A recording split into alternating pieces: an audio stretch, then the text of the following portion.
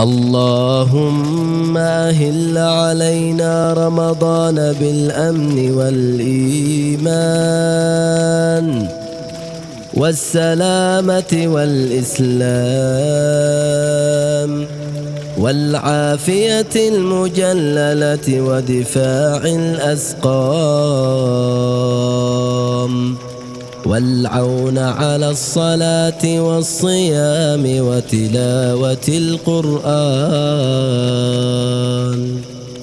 اللهم سلمنا لرمضان وسلمه لنا وتسلمه منا متقبلا حتى ينقضي وقد غفرت ذنوبنا ورحمتنا وعفوت عنا.